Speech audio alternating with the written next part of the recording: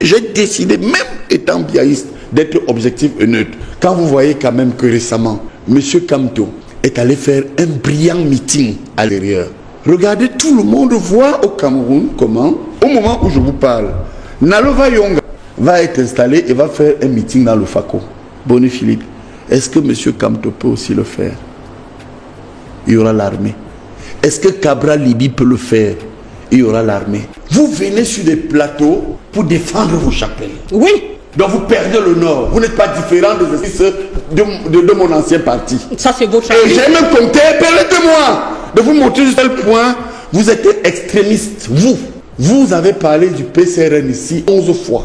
Quand vous êtes sur un plateau, il faut vous surpasser. Et reconnaître à un moment donné que vous là, tel que je vous vois dans votre posture, madame, vous êtes la preuve même d'une opposition qui n'est pas solidaire.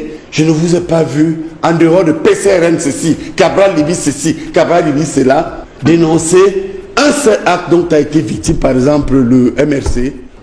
Il y a des problèmes. Qu'est-ce qui peut être en matière de politique publique à l'origine de la prostitution de nos jeunes enfants? Qu'est-ce qui peut être à l'origine de ces enfants de la rue qui prolifèrent un peu partout? Qu'est-ce qui peut être à l'origine aujourd'hui de l'alcoolisme? Qu'est-ce qui peut être aujourd'hui à l'origine de la corruption étatique? Lorsqu'un ministre, de ce quoi qui est un ami, moi, à Tangandji, si peut-être maintenant, s'il veut devenir mon ancien ami, quand il parle de Moulinex, j'ai décidé, même étant biaïste, d'être objectif et neutre. Quand vous voyez quand même que récemment, M. Kamto est allé faire un brillant meeting à l'extérieur. Bon alors, au lieu qu'à côté, les gens s'organisent à mener des réflexions, mais les gens commencent à regarder d'abord ce qui se passe à Paris. En quoi, de manière illustrative, le meeting de Paris, le ministre Kamto et du MRC regardent ceux qui tiennent le pouvoir. Vous avez vu aujourd'hui, en guise d'illustration, j'ai soulevé le problème du professeur Kamto, qui est, écoutez, c'est un scandale, Manda. Manda, vous savez, un homme politique, c'est quelqu'un qui lit la perspective. C'est pas, on n'est pas là pour Kamto. Pardon, ne me coupez pas. Non, vous ne pouvez pas m'orienter. Non, c'est pas alors ça. Alors surtout, non, frère et mon ami. Non, je ne peux, mais je vous dis que ça m'a choqué. En tant que Biaï, écoutez, le président Biaï m'a demandé de ne pas me couper. Mon frère Manda. Non, je voudrais dire ma déception. Je ne peux pas. Non, vous voulez qu'on laisse passer. Lui, il a rassemblé ma mobilisation pour la paix. Le thème est de savoir comment atteindre, comment amener un climat apaisé. Et je vous dis qu'entre autres climats apaisés, c'est inadmissible de voir la militarisation qui a accueilli le ministre Kamto s'engage, mais s'engage le biaïste. Et un homme vous avez dit que même un fumeur qui peut rassembler les gens. Et un homme, ça c'est votre... C'est à l'ordre d'une élection. Moi je ne parle pas de ça. La légitimité. Moi je ne parle pas de ça. Ce n'est pas le Moi je vous fais remarquer quelque chose, Boni, et c'est bien. Mais lorsqu'il a fini d'appeler, de faire des parallèles comme celui qu'il a fait entre le Sénégal et le Cameroun, est-ce que ça ne peut pas appeler justement... Encore que je n'ai pas cette interprétation. J'ai écouté et réécouté le discours de M. Kamto, ce qui voulait dire que il n'y a pas de changement si vous avez peur de défendre vos droits. Vous savez, nous faisons quand même la casuistique. Nous faisons modestement la sémiologie. Et j'ai dispensé un cours qu'on appelle l'épistologie du discours politique. Épistème veut dire connaissance, la capacité à interpréter un discours. Je l'ai fait pour le président ici pendant une vingtaine d'années, dans les radios, dans les télévisions, et même dans les contestations ad hoc. Je pense que pour moi, il a dit, et il voulait dire que, au Sénégal, il y a eu le changement. Je cite ici l'intention du ministre Kamto, c'est qu'à un moment donné, les Sénégalais ont défendu leurs droits. Même si ça a entraîné des morts. Bon, et puis, vous voyez que la question que vous posez remet même sur la table la manipulation de l'information. Les qui sont préparés, mais regardez. Il y en a qui auraient intérêt à travestir ces propos. Mais on les appelle des losers. Vous avez des gens qui ne vivent que pour défendre l'indéfendable. Vous arrivez à mon point de chute où vous venez sur des plateaux pour défendre vos chapelles. Oui. Donc vous perdez le nord. Vous n'êtes pas différent de mon ancien parti. Ça c'est votre chapelle. Et j'ai même compté, permettez-moi de vous montrer jusqu'à quel point vous êtes extrémiste, vous avez parlé du PCRN ici 11 fois. Quand vous êtes sur un plateau, il faut vous surpasser et reconnaître à un moment donné que vous là, tel que je vous vois dans votre posture, madame, vous êtes la preuve même d'une opposition qui n'est pas solidaire. Je ne vous ai pas vu en dehors de PCRN ceci, Cabral Libye ceci, Cabral Libye cela, dénoncer un seul acte dont a été victime, par exemple le MRC, le C ou autre. Mon frère est estimé quand même M. Kamto tout à l'heure ici, un aventurier. Un touriste. C'est fort. C'est une image caricaturale d'un homme politique qui se bat aussi pour le pouvoir. Bon, je vous montre un peu le tempérament. Quand vous avez un parlement sourd, qui ne voit pas les menaces à la fois dans la mise en œuvre des lois, les violations des lois, dans la violence verbale, et qui ne sensibilise pas suffisamment. Et puis je vais te terminer quand même. Observez quelque chose. Regardez, tout le monde voit au Cameroun comment, au moment où je vous parle, Madame Libon va être installée et a déjà fait une grande tournée du côté de l'Angela.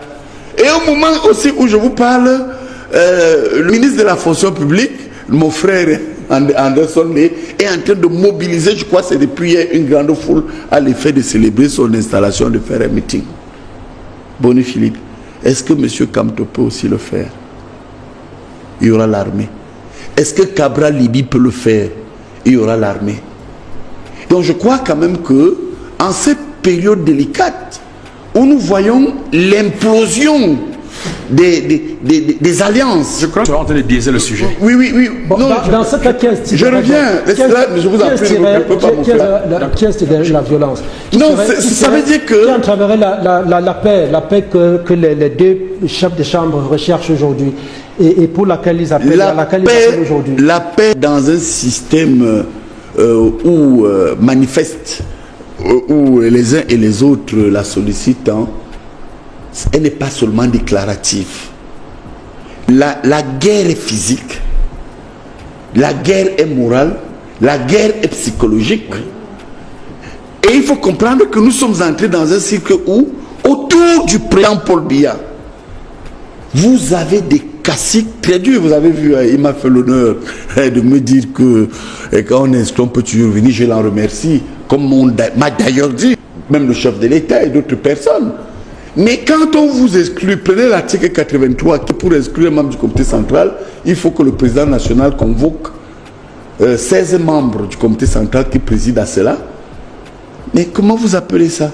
C'est de la violence. D'accord. Et donc ça vous dire quand même que la violence étatique, lorsque vous voyez ce qui s'est passé en Côte d'Ivoire et qui se prépare encore en Côte d'Ivoire, lorsque vous voyez ce qui a entraîné les bouleversements dans certains pays, notamment en RDC, lorsque l'ex-Zaïre Mobutu est tombé, où le général Mayele a fait comprendre au président Mobutu que non, il n'y a rien, moi je voudrais prévenir en disant à ceux qui ouvrent en ce moment le chef de l'État et qui jouissent de sa confiance en matière de défense et de sécurité, de faire très attention, parce que malheureusement, s'ils ne sont pas appelés, ma crainte est que les autres aussi se préparent et qu'on se retrouve dans des bouleversements incontrôlables, ce qui n'est pas mon souhait.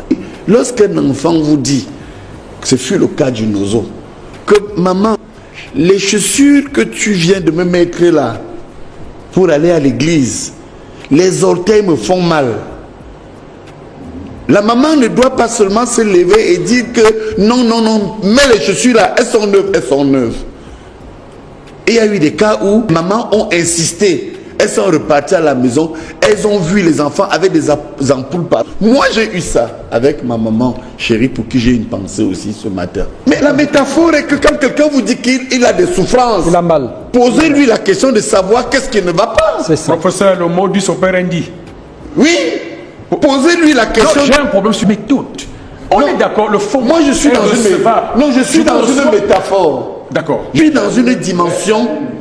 Je suis dans une dimension métaphorique. Vous dire quoi?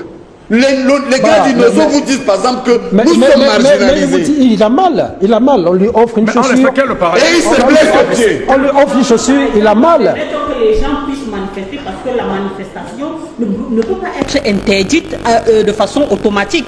Quand les gens manifestent, c'est qu'ils sont en train de dire leur désarroi par rapport à une situation. Et à partir de là, on commence à voir ce qui ne va pas. Vous ne pouvez pas interdire systématiquement aux gens de manifester, de dire ce qui ne va pas dans leur vie. Et aujourd'hui, quand à étouffer, ils arrivent à réagir d'une certaine façon. Le modus operandi. Le modus operandi, c'est d'abord comment est-ce que vous écoutez. Commençons par là. Et puis, au Nozo, ils vous disent, Angola is marginalized. Les anglophones sont marginalisés. Les gens, les francophones, qui ont fait un peu partout des anglophones, des domestiques, chacun a son petit anglophone à la maison. Bon, c'est un peu... Je vous dis que ce n'est pas... C'est un professeur qui... Là, j'aborde ma touche. Je vous dis que cette communauté qui n'avait pas d'ouverture, à un moment, quand ils quittaient leur zone, se retrouvait ici à dire que ça ne va pas. Mais qu'est-ce qu'on a fait? On leur a dit non, ça va. Moi, je vous dis, je l'ai dit déjà ici, je suis témoin d'une scène. Je revenais d'une soutenance à Boya. Comme j'ai des problèmes des yeux, a dit 1 sur 10, c'est la malvoyance. Je demande à mon chauffeur et à mes 2 assistants, mais qu'est-ce qui se passe? Ils me disent, professeur, c'est grave. Madame le recteur, à l'époque, Nalova Yonga, a fait venir la gendarmerie et il traîne les enfants dans la boue. Pourquoi? Parce que tous ceux qui avaient un retard dans le paiement des pensions, on leur disait 10 000 francs d'amende. Les parents disent qu'ils ne payent pas. Quelle est la récompense qu'on a eue? On a violenté ces enfants. Et quand on vous parle de la responsabilité, parce qu'elle est double, je vous parlerai aussi de l'opposition, je suis par là.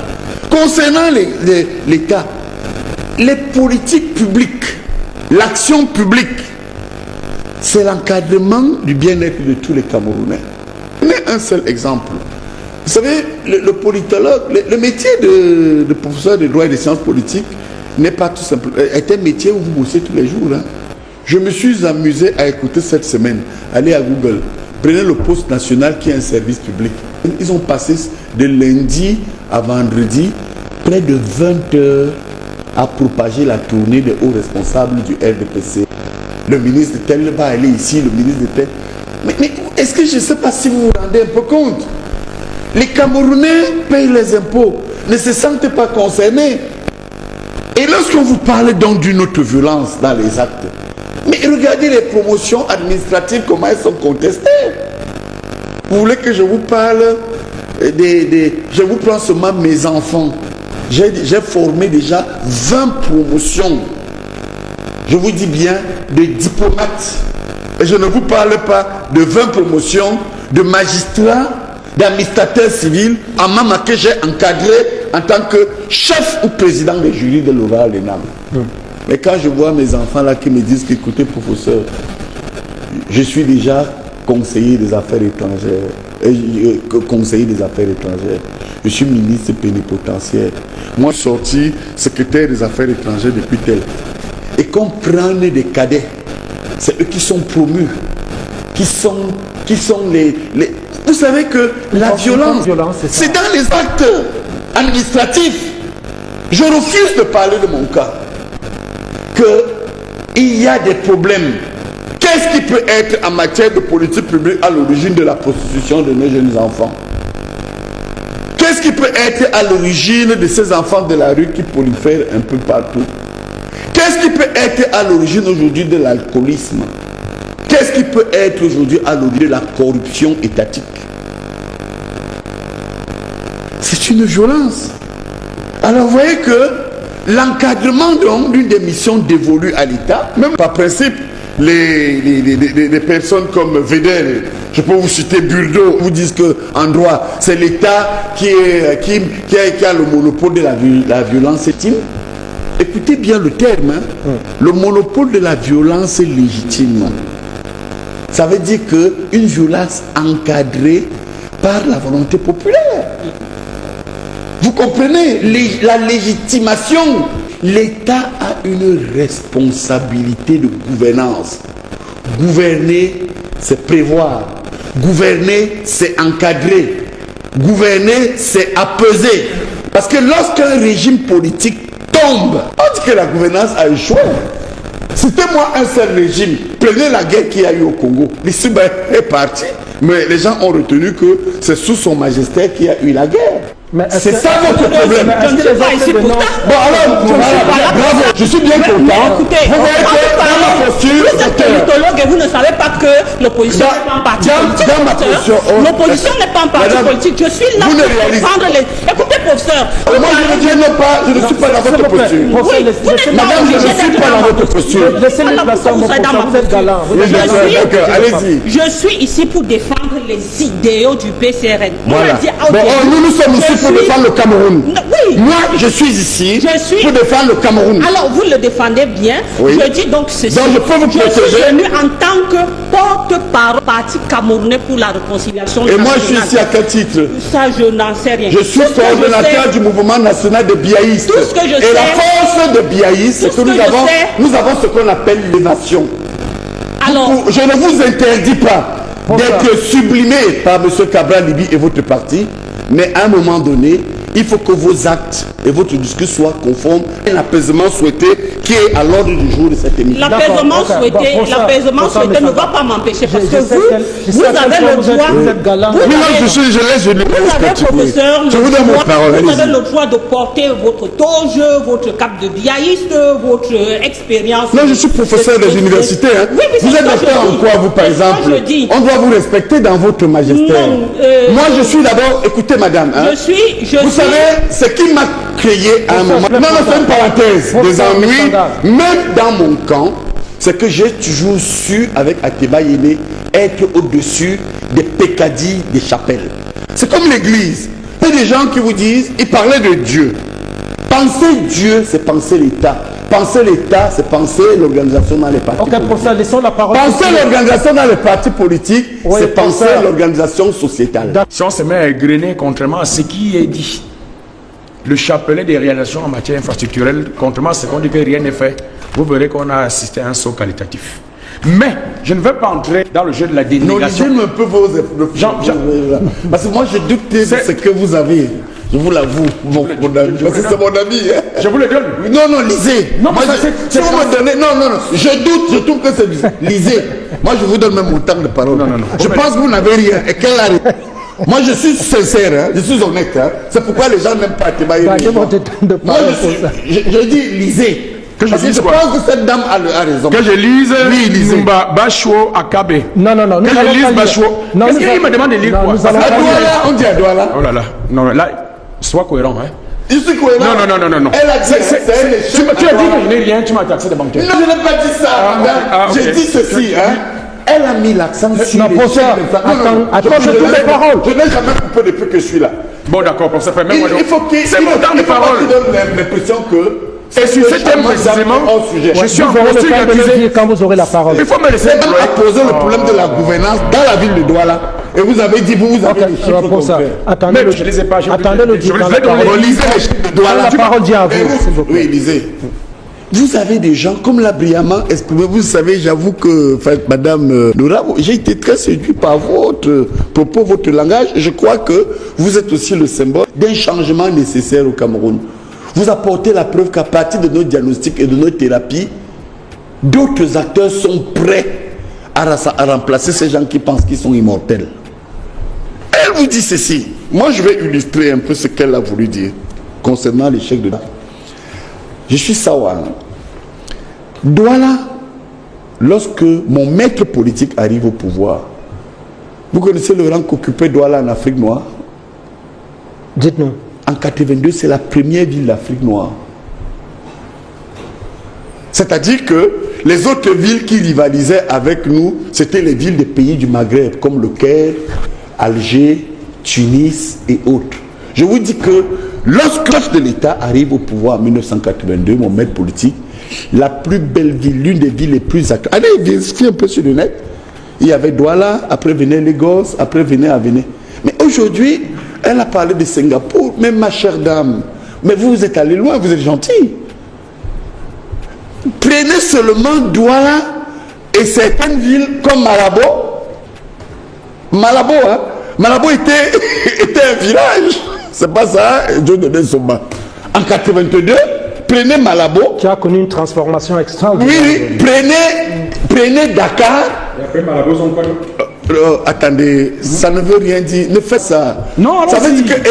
On est ensemble. Si vous me dites, après Malabo, il y a quoi d'autre? Ça veut dire que vous contrariez la position que le président Paul Biya a eu au Congrès. Non, et je termine donc pour vous dire que vous ne réalisez même pas que nous sommes en train de perdre le pouvoir. Si on va à ces rythmes, monsieur Manda, je vous le dis donc, parce que vous m'avez amené à sortir de mes tripes certaines choses. Vous ne réalisez pas que nous sommes en train de perdre le pouvoir.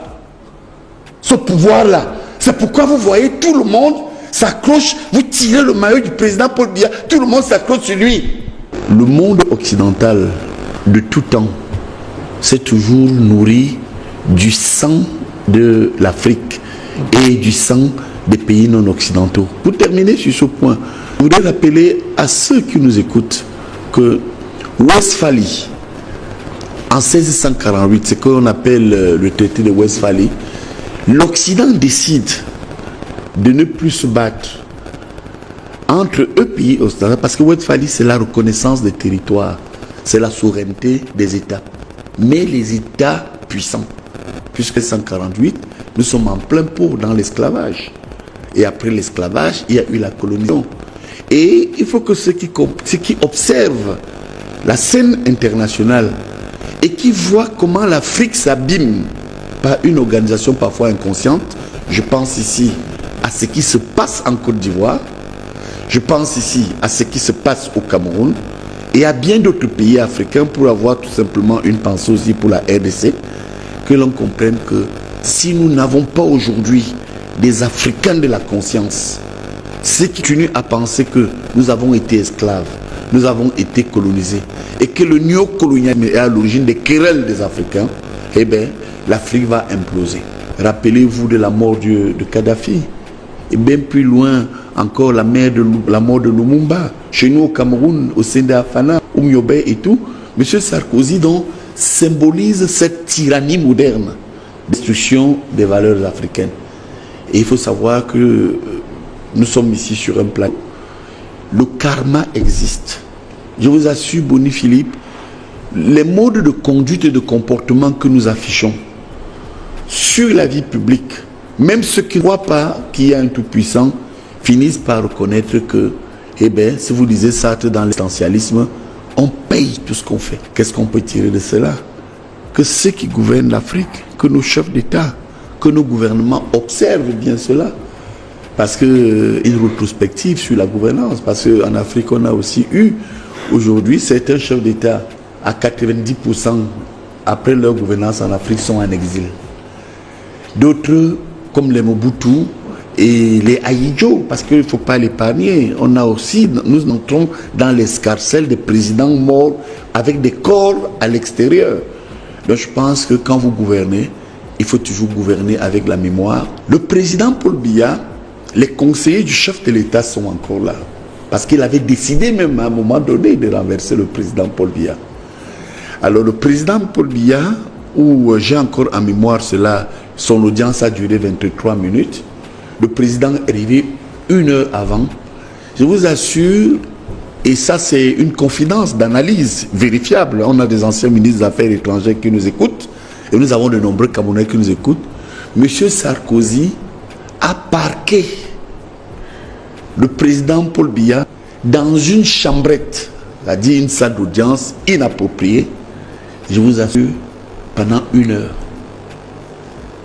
C'est-à-dire un chef d'État. Il était cloîtré, il attendait.